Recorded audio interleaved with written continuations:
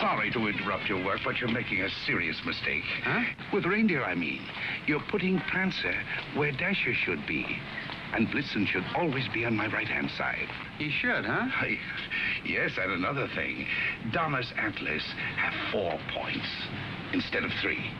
But I don't suppose anyone would notice that except me. No, I don't suppose so. Say, who are you? My name is Kringle. Kris Kringle. Well, glad I could be of help. Goodbye.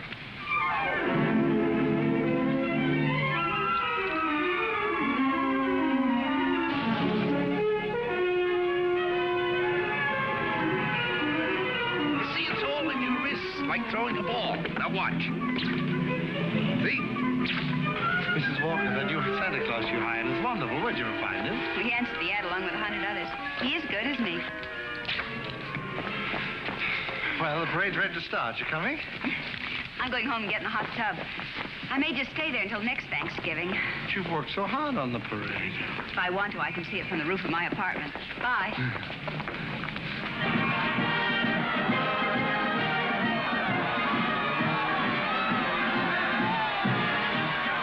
Look at that big baseball player. He was a clown last year. They just painted him different. My mother told me. She manages the parade. Wow, he's really a giant, isn't he? Really, Mr. Gailey. And you a lawyer. There are no such things as giants. Well, maybe not now, Susan, but in olden times, like the giant Jack killed in the fairy tale. Oh, one of those. I don't know any fairy tales. You mean your mother or father never read you any? My mother thinks they're silly, and I never met my father. You see, my mother and father were divorced when I was a baby. Well, that baseball player sure looks like a giant to me. Come in. Hello. My housekeeper told me Susan was here. I'm her mother. Yes, Susie's told me quite a bit about you. Oh, she's told me quite a bit about you, too. The man in the front apartment.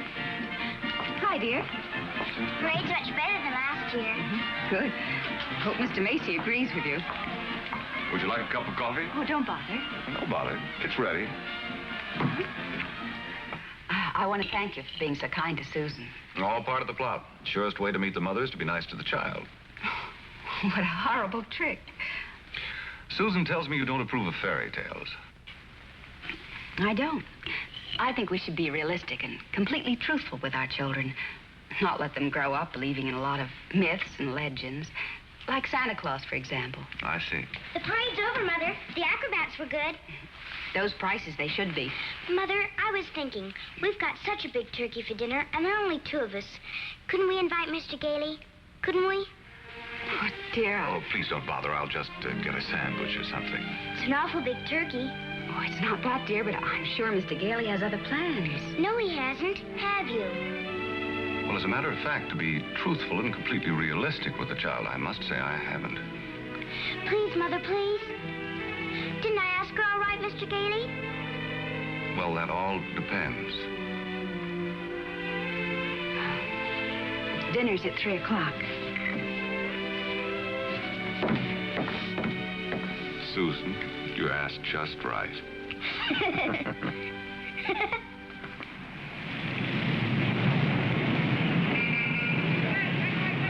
Before those screaming brats arrive, I want to give you a few pointers on how to be a good Santa Claus. Go ahead. Now, here's a list of toys we have to push. You know, things we've overstocked. You'll find that a great many children are undecided as to what they want for Christmas. When this occurs, you immediately suggest one of these items. You understand? I certainly do. All right, here they come. You get up there and go to work and memorize that list. And remember, be jolly. You're working for Macy's. Imagine that. Making a child take something he doesn't want just because he bought too many of the wrong toys. That's what I've been fighting against for years. And what's that, Pop? Trying to commercialize Christmas. And a Merry Christmas to you. Now then, what's your name, little boy? Peter. And what do you want for Christmas, Peter? I want a fire engine just like the big ones, only smaller. It's got real hoses and squirts real water. I won't do it in the house, only in the backyard, I promise. Now, Peter, I see you're a very good boy, so you'll get your fire engine. You see, I told you to get me one. Yes, dear. Well, look, you wait right over there. Mommy wants to thank Santa, too. What do you mean by saying a thing like that? I've been all over town trying to find that kind of a fire engine. Macy doesn't have one. Nobody's got one. But you can get those fire engines at the Acme Toy Company on West 46th Street. Only $4.50. Wonderful bargain. Oh, I follow the toy market pretty closely. Macy's sending other people to other stores? Well, the important thing is to keep the children happy.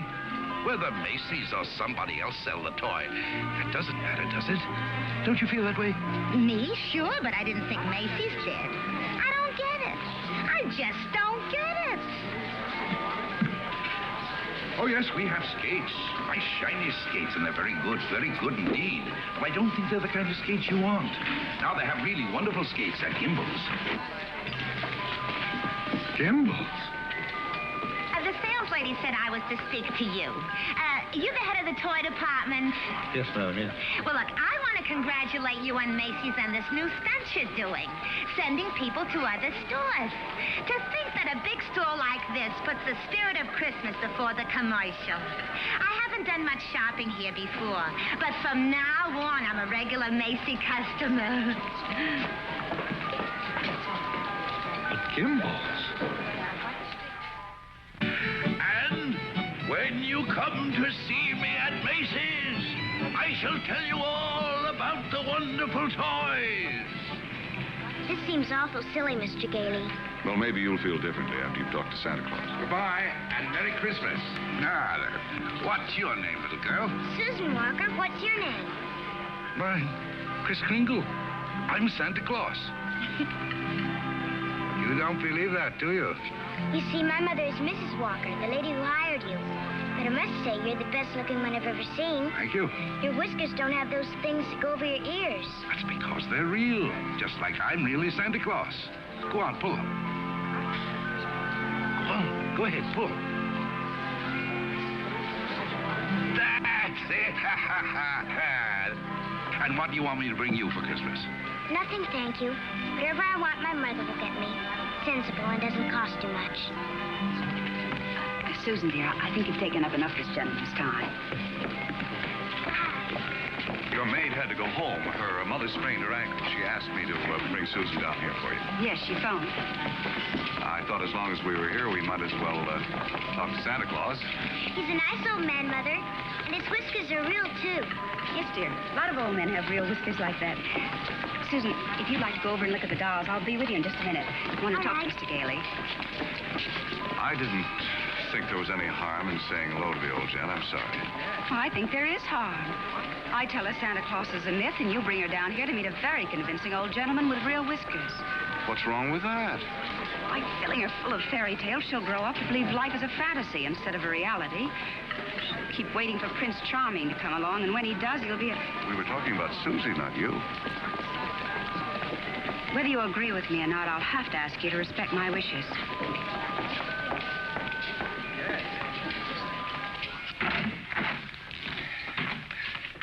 You sent for me. Yes, sit down, won't you? This is a lovely little girl you have here. Thank you. Susan's the reason I asked you to drop down. She's a little confused.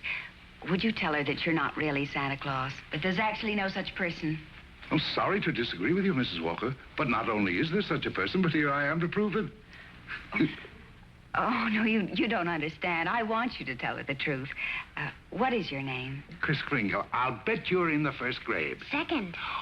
No, I mean your real name. It is my real name. Second grade. Good gracious. It's a progressive school. Oh, progressive school. Well, where did you get such a lovely outfit? Macy's. We get 10% off. Susan, would you go in and talk to Mrs. Adams for a minute? All right. Goodbye, young lady. Hope I see you again soon. I hope so, too. Bye. Kris Kringle. Address, Brooks Memorial Home for the Aged. If you care to call them and ask for Dr. Pierce, he'll be happy to confirm it. Age is old as my tongue and a little bit older than my teeth. Now, really. Well, that's the truth. Next of kin, Donna, Blitzen, Prancer. And Dancer.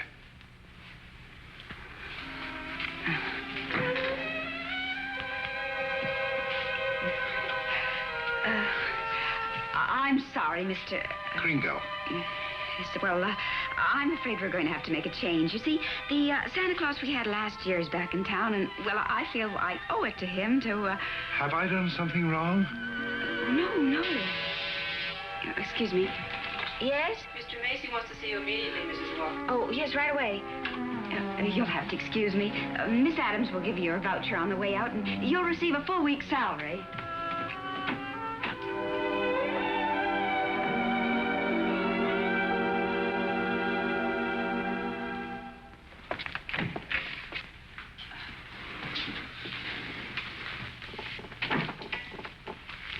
Now, about that new sales policy that you two seem to have initiated.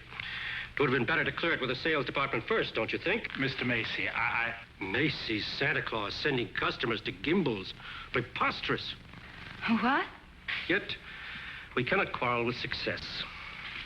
Telephone calls, telegrams, over 500 parents expressing their undying gratitude to Macy's. So as a result, I've decided to make this the new sales policy for the entire store. If we haven't got what a customer wants, we'll send him where he can get it. In this way, Macy's will be known as the store with a heart. The store that puts public service ahead of profits. And consequently, of course, we'll make more profits. Well, I just want to express our appreciation and to tell you that in your Christmas envelopes, there'll be a more practical expression of our gratitude. Thank you, Mr. Macy. That'll be all. Thank you. Oh, and tell that wonderful Santa Claus of yours that I haven't forgotten him either. No, never mind. I'll tell him myself. In the morning.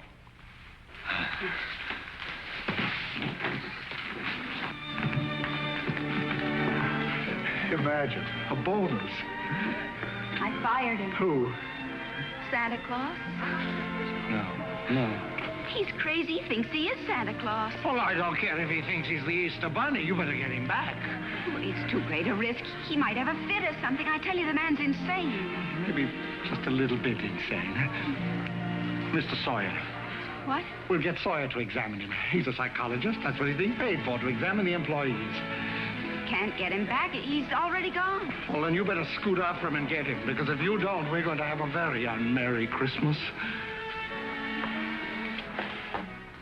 Oh, Mr. Kringle. I'm afraid I acted rather hastily and perhaps unfairly. This other Santa Claus, well, Mr. Macy has found something else for him to do, and, well, we want you to stay on. Well, this is mighty good news. You see, Mrs. Walter, for 50 years or so, I've been more and more worried about Christmas. Christmas is not just a day, it's a frame of mind, and that's what they've been changing. Well, I'm glad you're taking me back. Maybe I can do something about it. And I'm glad I met you and your daughter. You're my test case. We are? Yes, in a way, you're the whole thing in miniature. And if I win you over, well, there's still hope. If not, I guess I'm through. But I'll try, and I'm warning you, I don't give up easily. Oh, well, Mr. Kringle, first thing in the morning, could you report to Mr. Sawyer's office for a little examination? Mental examination? Well, partly, yes. Oh, I don't mind. I've taken dozens. Haven't failed one yet. Yeah. How many days in the week? 7. How many things do you see? 4. Muscular coordination? Perfect. Who was vice president under James Monroe? Daniel D. Tompkins. I'll bet your Mr. Sawyer doesn't know that one.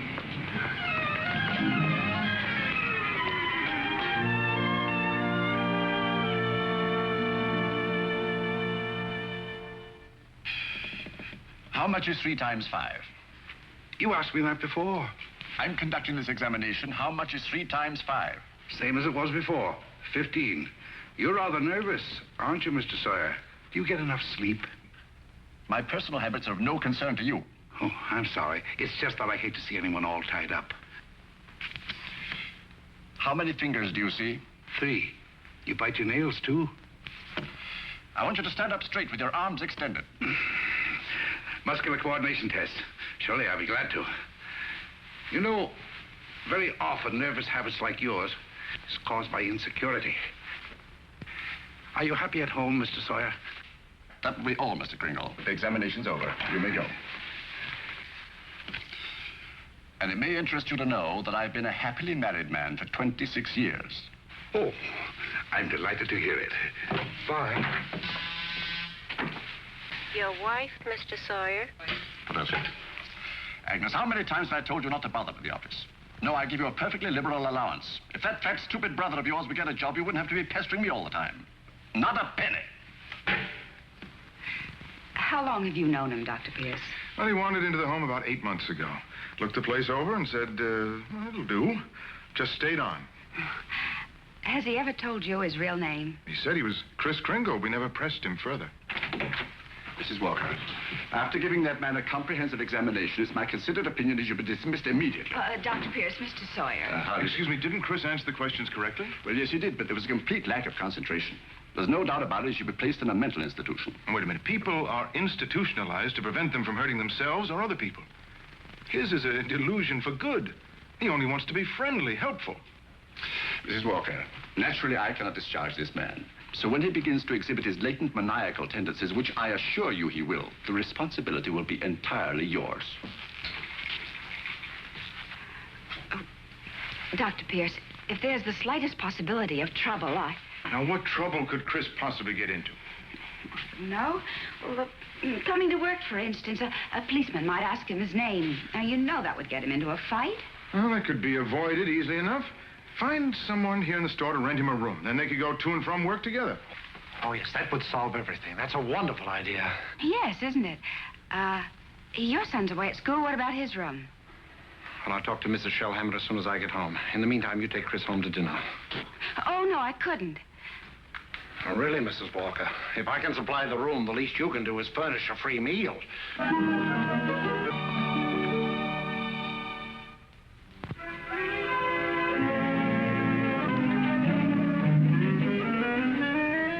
What sort of games do you play, Susan? I don't play much with the children. They play silly games. They do. Like today, they were playing zoo, and all of the children were animals.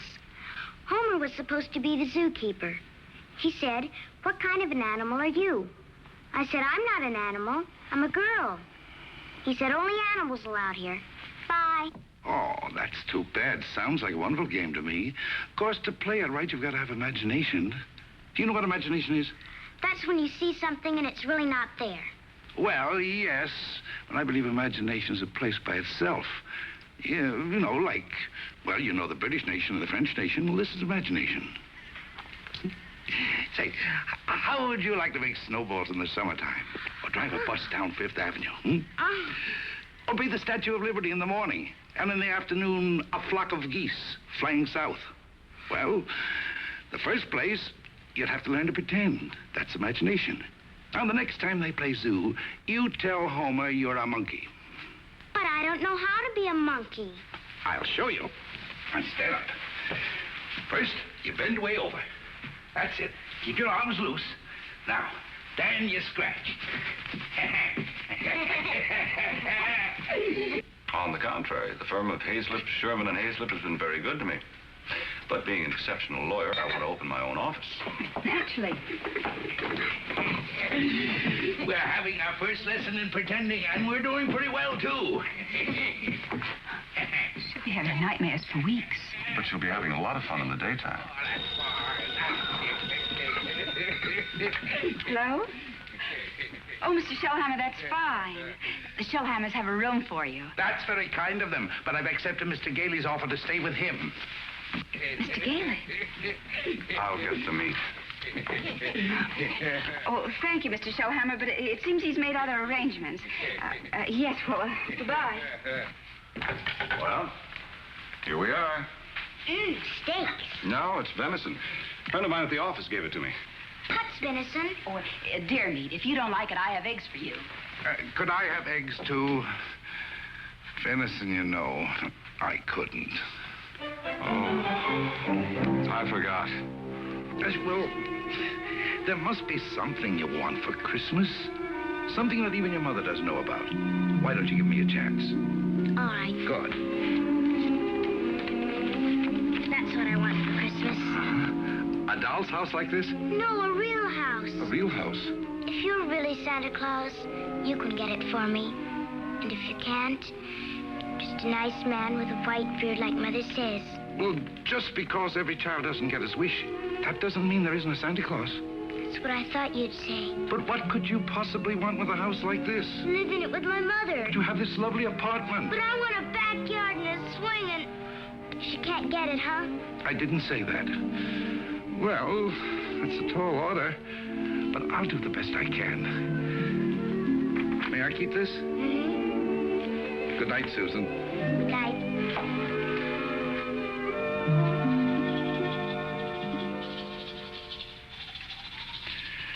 Do you like living in the city? Oh, it's all right. I'd kind of like to get out in the country sometime, though. Not a big place, just one of those junior partner deals in Manhattan. I know the kind you mean. One of those colonial houses. Or Cape Cod. I've been thinking about Mrs. Walker. You know, like a lot of divorced women, she's determined that no one will ever hurt her again. With a little more effort on your part, she might be made to crawl out of a shell. You know, those two are a couple of lost souls. It's up to us to help them. I'll take care of Susie if you'll take care of her mother. It's a deal. Good. You ready? Oh, no, you don't. I'm not going to be cheated that way. All my life I've wondered, and now I'm going to find out. I'm going to learn the answer to the question that's troubled the world for centuries. Does Santa Claus sleep with his whiskers inside or out? Always sleep with them out. Cold air makes them grow.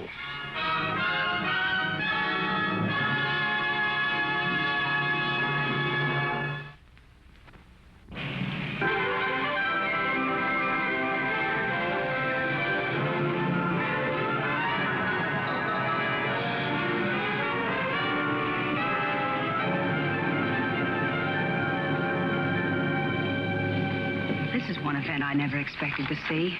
Two can play at this game, Mr. Macy. If Gimbals haven't got what the customer wants, we'll send him over to Macy's. It'll be a pleasure, Mr. Gimble.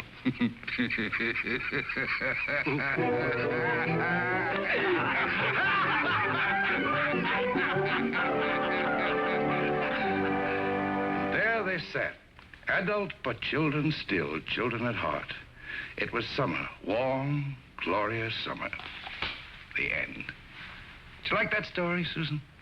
Mr. Kringle, do you think I'm going to get my house for Christmas? Well, I can't promise, but we mustn't give up hope. Good night, Susan. Tomorrow evening, I'll read you another story. I can't. I've got to go to school. Isn't this vacation?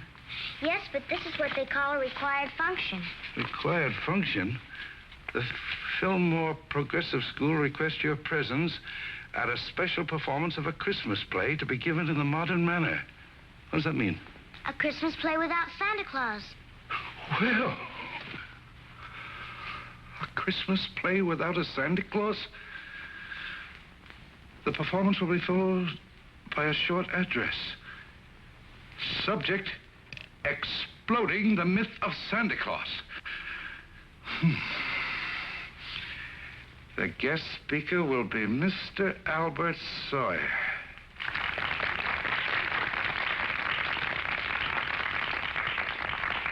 I'm very happy you enjoyed our little play. And now it gives me great pleasure to introduce our old friend, Mr. Albert Sawyer.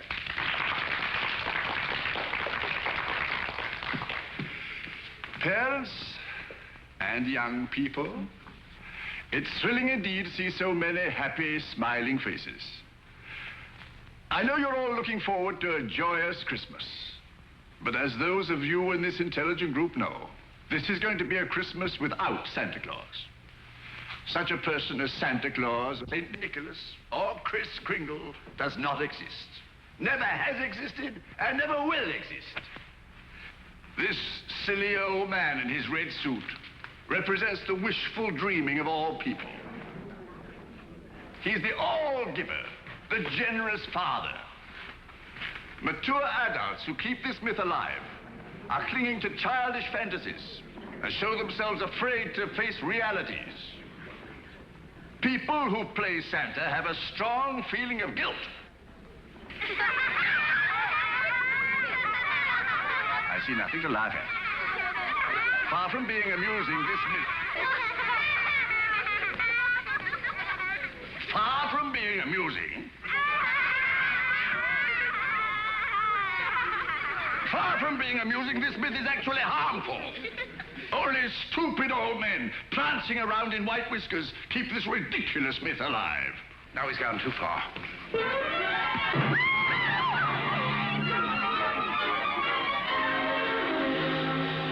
He became violent because I attacked his delusions, and he'll do it again. Well, if you ask me, I think we ought to get an outside psychiatrist to examine him. Then you better do it right away before Mr. Macy hears about it. Oh, that's right. You explain it to Mr. Kringle. After all, you're his Oh, friend. no, I can't. Well, I've grown very fond of him, and this is going to hurt him deeply. I just can't. All right, what can we do? I think I have it. You tell Kringle Mrs. Walker wants him to leave at once in order to have some publicity pictures taken with the mayor. I'll have a car waiting outside, and once we get him in the car, we'll drive him straight off to Bellevue Hospital. Yes, that'll do it. I'll ride up front with the driver.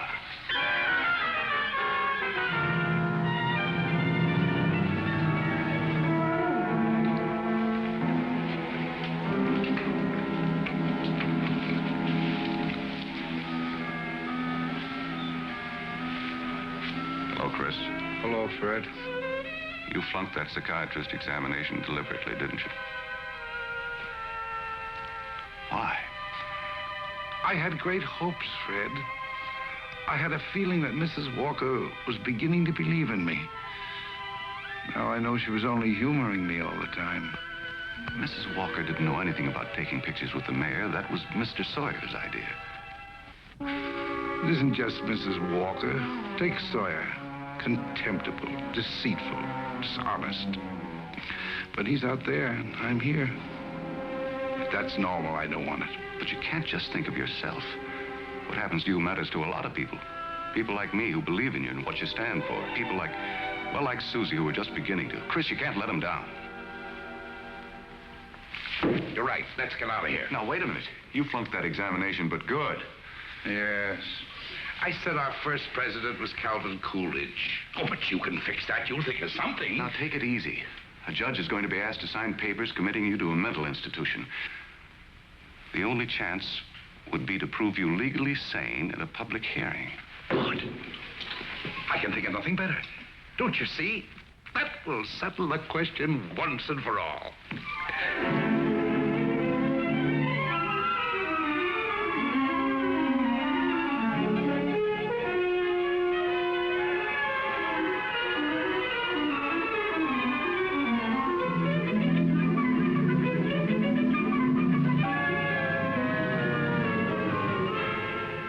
Solemnly swear the evidence you are about to give at this hearing is the truth, the whole truth, and nothing but the truth? I do. Good morning, Your Honor. Good morning. You may proceed, Mr. District Attorney. My name's Thomas Mara. What's yours? Chris Kringle. Oh. Where do you live? That's what this hearing will decide. It's a very sound answer, Mr. Kringle. Thank you, Your Honor. Tell me, do you really believe that you're Santa Claus? Of course. The state rests, Your Honor. In view of this statement, do you still wish to put in a defense, young man? I do, Your Honor. I'm fully aware of my client's opinions. In fact, that is the entire case against him.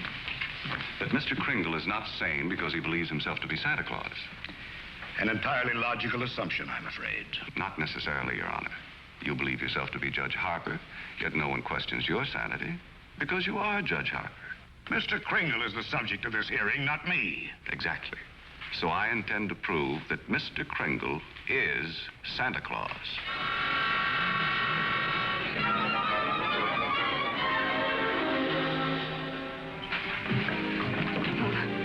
What does Mr. Hayslip, Sherman, and Hayslip say about the trial? That I was jeopardizing the dignity of the firm, that I either dropped the case or they dropped me. So, leaving me no choice, I quit. Oh, Fred, you didn't. Well, I can't let Chris down. He needs me, and all the rest of us need him. Darling, he's a kind, wonderful old man, but... Well, you can't throw away your career because of sentiment. I'm not throwing a career away. I'll get by. I'm a darn good lawyer. This doesn't shake your faith in me, does it? This is a question of common sense, not faith. Faith is believing in things when common sense tells you not to. I wish you could let yourself believe in people like Chris, and in fun, and love, and joy, and all the other intangibles. Can't pay the rent with intangibles. And you can't live without them. Why don't you try a little blind faith, darling? String along with me. I think you've got a right to ask that. I think I have the right to ask you to be a little bit more practical and realistic. Yeah, I suppose you have. It's all cockeyed. Here we are, as close as two people can possibly be, and yet there's a loneliness about it. I've tried my best. I know you have, darling, and so have I. But we're going to need a lot more than each other's arms. And somehow I just don't think we've got it.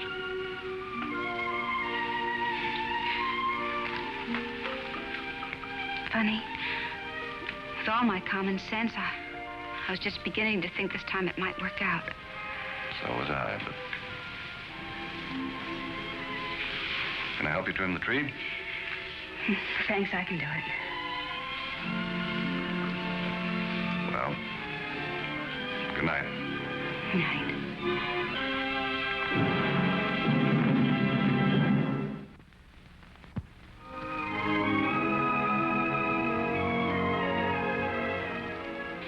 Your name, sir?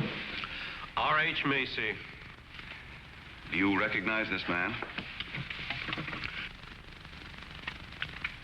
Yes, he's an employee of mine, Kris Kringle. Do you believe him to be of sound mind? I certainly do. Mr. Macy, you're under oath. Do you really believe that this man is Santa Claus?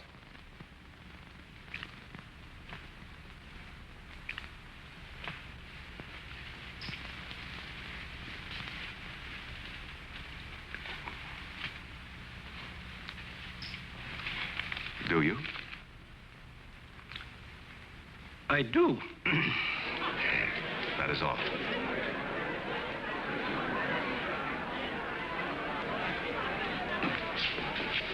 You are fired. Your Honor, there is no such person as Santa Claus, and everybody knows it. I ask that the court make an immediate ruling. Is there or is there not a Santa Claus?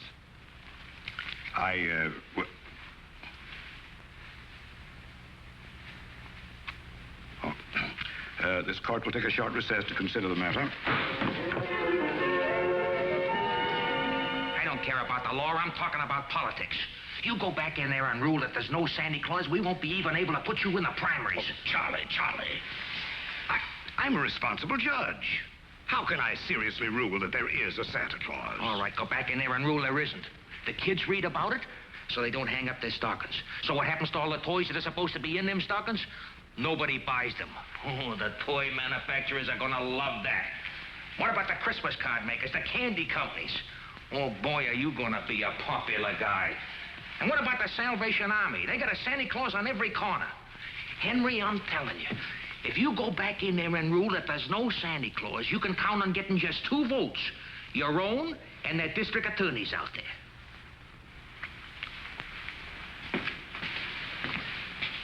One. District Attorney's Republican.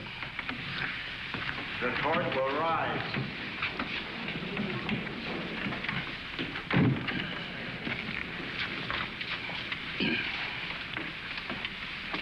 This court has just consulted the highest authority available.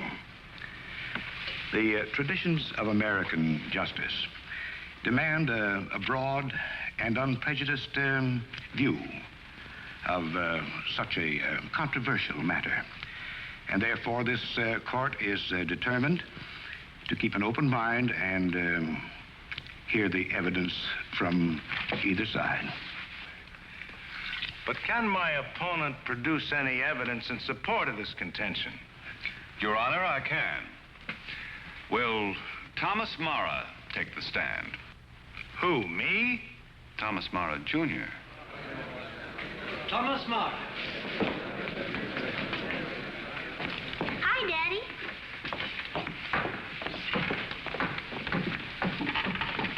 Tommy, you know the difference between telling the truth and telling a lie, don't you? Everybody knows you shouldn't tell a lie, especially in court. Do you believe in Santa Claus? Sure I do. And what does he look like? There he is, sitting over there. I object, Your Honor. Overruled. Tommy, why are you so sure there's a Santa Claus? Because Daddy told me so. Didn't you, Daddy? And you believe your daddy, don't you? Sure I do. Daddy wouldn't tell me anything that wasn't so. Would you, Daddy? Thank you, Tommy. Bye, Daddy.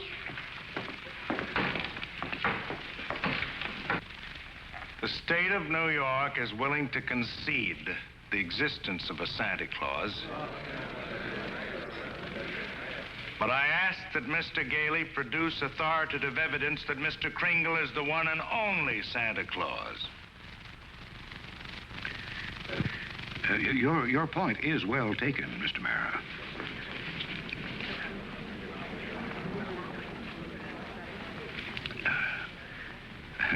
Mr. Gailey, are you ready to show that Mr. Kringle is Santa Claus? On the basis of competent authority? Not at this time, Your Honor. I ask for an adjournment until this time tomorrow. This court stands adjourned till 3 o'clock tomorrow afternoon. That's all ready. What are you doing? Writing to Mr. Kringle to tell him I believe in everything he told me. Everything will turn out fine. Oh, that's nice. He'll like that. Where shall I send it? Why don't you send it to the county courthouse? Okay.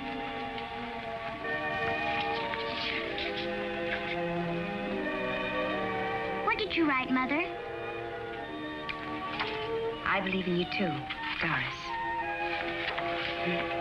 Go take your bath now. Hmm?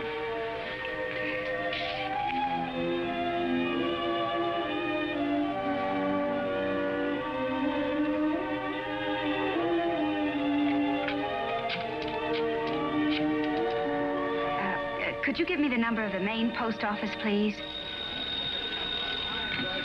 Hello, dead letter office. Are you kidding? We got maybe a couple of 100,000. Yes, ma'am, we sure would. Hey, lady, that's not a bad idea. Thank you.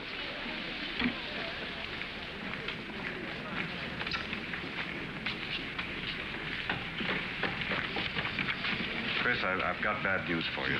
I've tried every way to get some competent authority. I wired the mayor, the governor, everybody. Susan. And means more to me than all the mayors and governors in the world. It's all over. He hasn't got a thing.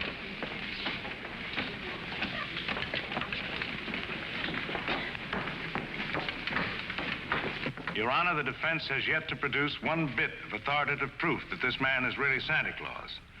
And in view of the fact that it is Christmas Eve and we're all anxious to get to our homes, I ask that these commitment papers be signed without further delay.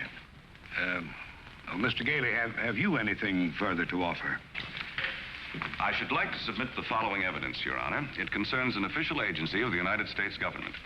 The Post Office Department, one of the world's largest business concerns, did a gross business last year of $1,112,877,174. Your Honor, I'm sure they're all deeply gratified to know that the Post Office Department is doing nicely, but it hardly has any bearing on this case. Furthermore, the U.S. postal laws make it a criminal offense to willfully misdirect mail or intentionally deliver it to the wrong party. Yeah, Your Honor, I'm sure that the state of New York is willing to admit that the Post Office Department is authoritative, prosperous, and efficient. For the record? For the record. Anything to get on with this case. Then, Your Honor, I offer these letters in evidence. They're simply addressed to Santa Claus, yet they were each delivered to Mr. Kringle by bona fide employees of the Post Office Department. I offer these as authoritative proof. Your Honor, 3 letters are hardly authoritative proof. I have further exhibits, Your Honor, but I hesitate to produce them. Oh, I'm sure we'd all be glad to see them. Oh, yes, indeed. Put them on my desk. On your desk? Yes, yes. Very well, Your Honor.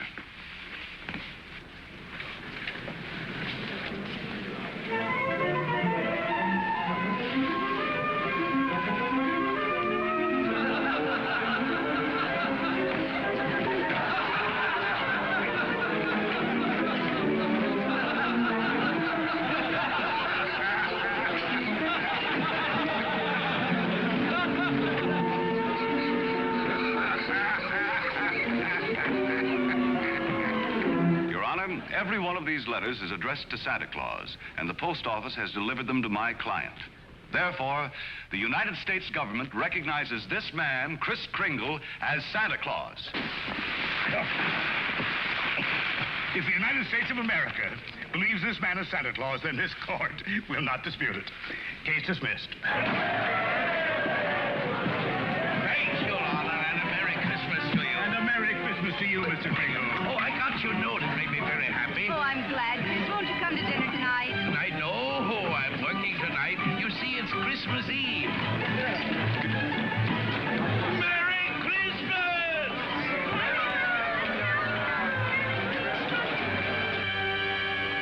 What's the matter with Susan? I think she misses Chris. Don't worry, young lady. Chris is bound to come. Didn't get my present, Uncle Fred. Why, darling, you got a lot of presents. Not the one I wanted. Not the one Mr. Kringle was going to get for me. What was that? It doesn't matter. I didn't get it. I knew it wouldn't be here, but I get a letter or something about it. Hello? Hello, Susan. Merry Christmas. Well, it wasn't really a promise. I said I'd do my best. You couldn't get it because you're not Santa Claus, that's why. You're just a nice man with white whiskers like my mother says. And I shouldn't have believed you. Susan. Merry Christmas, Chris. I'm sorry Susan is disappointed in me. Oh, she'll be all right. Here's Fred. Merry Christmas. Where are you? Out at the home. Fred, we're giving a little party this afternoon. Will you bring Mrs. Walker and Susan out to help us celebrate? Of course I will. Now, you turn off the parkway at Seymour. Drive 3 blocks, then turn onto Ashley Drive. You'll see it on the right. Got it. Bye.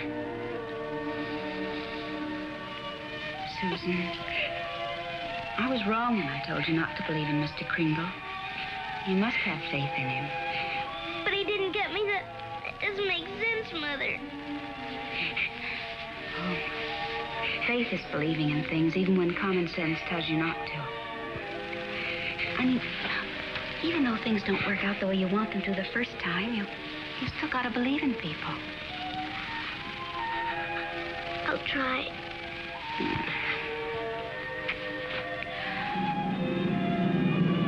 There it is, Ashley Drive. I do believe. I do believe. I do. Stop, Uncle Fred, stop! Susan!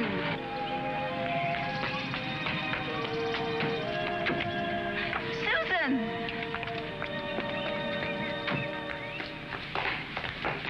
Susan? You shouldn't be running around in other people's houses. But this is my house, Mommy. The one I asked Mr. Kringle Now, for. Susan, darling. It is. I know it is. Oh, you're right, Mommy. If things don't turn out right the first time, you still got to believe. Mr. Kringle is Santa Claus. He is. I'm going to see my swings. You told her that?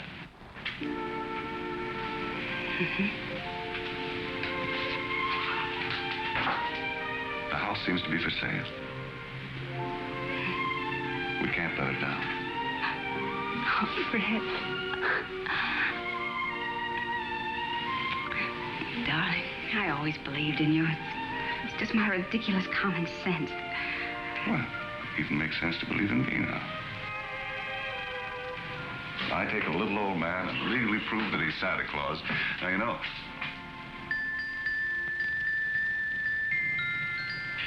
Oh, no. Wait, it must have been left by one of the tenants. Maybe. Maybe I didn't do such a remarkable thing after all.